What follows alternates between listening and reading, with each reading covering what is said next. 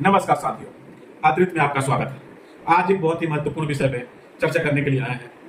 Enemy act क्या है? ये एनमी एक्ट क्यों ये चर्चा में आया है?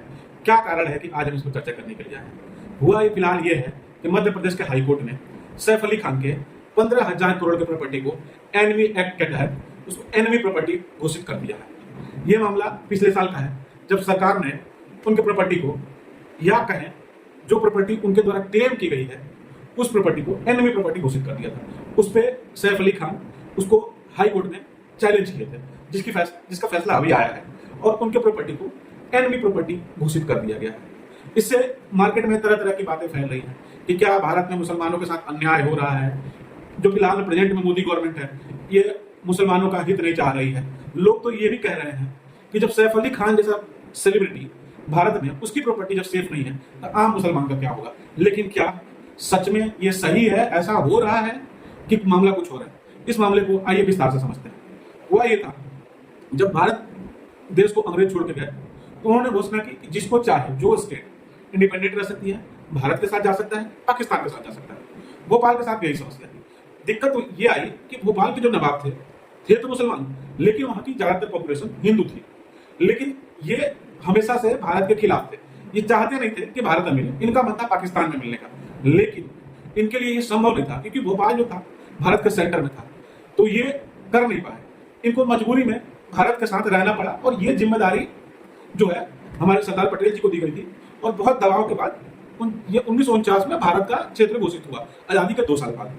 उसके बाद भी ये ऐसा ही चलता रहा, इनको सरकार की तरफ से पेंशन मिलता रहा, बहुत इज्जत मिलती रही। लेकिन उसके बाद 1965 में इस भारत सरकार ने एक्ट लाई, एनमी है, जिसके तहत जितने लोग जो भारत से पाकिस्तान चले गए थे, उनके सारों की प्रॉपर्टी को एनमी प्रॉपर्टी घोषित करके सरकार उसको कब्जे में ले रही थी। भोपाल के साथ भी यही हुआ।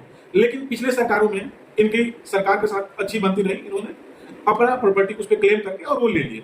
और लेने के बाद ये फिलहाल इस गवर्नमेंट ने अपने उस प्रॉपर्टी को, उस फाइल को खोल के और एनमी प्रॉपर्टी घोषित की थी। और उसके बाद से ये प्रॉपर्टी सैफ अली खान और सरकार के बीच में केस चल रहा था, जिससे अभी फिलहाल में ये घोषणा की गई है कि ये एनमी प्रॉपर्टी। आप इसके जड़ को जब समझेंगे तो आप यहां पहुंचेंगे कि ये वास्तव में प्रॉपर्टी सैफ अली खान की थी ही नहीं।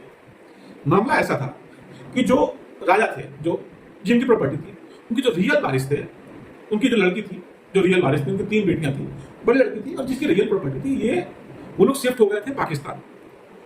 उस एंगल से इसको पूरे आप तय में जाएंगे तो पता चलेगा कि इसके जो रियल वारिस थे वो चले गए पाकिस्तान। उनकी छोटी बेटी से, बीच वाली बेटी से सैफ अली खान के दादा का शादी हुआ था। उस लिहाज से ये प्रॉपर्टी रियल इनका क्लेम इनका है नहीं वास्तव में, लेकिन इन्होंने क्लेम करके उसको अपने प्रॉपर्टी घोषित किया था, जो फिलहाल सरकार ने फैसला करके हाईकोर्ट ने इसको एनमी प्रॉपर्टी करके और कब्जे में लिया। अब देखिए आगे क्या होता है। आज की स्थिति ये है, ये प्रॉपर्टी सरकार ने एनमी प्रॉपर्टी घोषित कर दी। अब इसको लेकर सैफ अली खान आगे जाएंगे।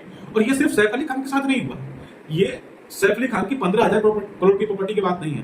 पूरे देश में ये जो चाइनीज लोग भी थे, पाकिस्तानी लोग भी थे, जो भी लोग उस समय देश छोड़ के बाहर गए, ये एक्ट सब पे लागू होता है। इनफैक्ट जो हिंदू भी थे, वो अगर कोई छोड़ के चला गया पाकिस्तान, उस पर भी ये लागू होता है। पूरी जनता पे ये एक्ट लागू होता है।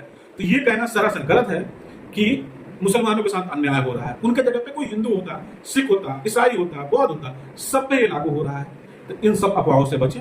और आप अगर ज्यादा इंटरेस्टेड है तो इस पे और भी आप अगली बार मैं लेके आऊंगा इसको विस्तार से, कि कैसे हुआ, क्या था, सैफ अली खान के इतिहास क्या है, उनके पूर्वजों का किस तरफ मुंह था, पाकिस्तान में रहना चाहते थे, वो हिंदुस्तान के साथ रहना चाहते थे। इसको डिटेल में अगली बार अगर आप लोग बोलेंगे, कमेंट करेंगे, तो मैं इस पर अगला वीडियो लेके आऊंगा। धन्यवाद।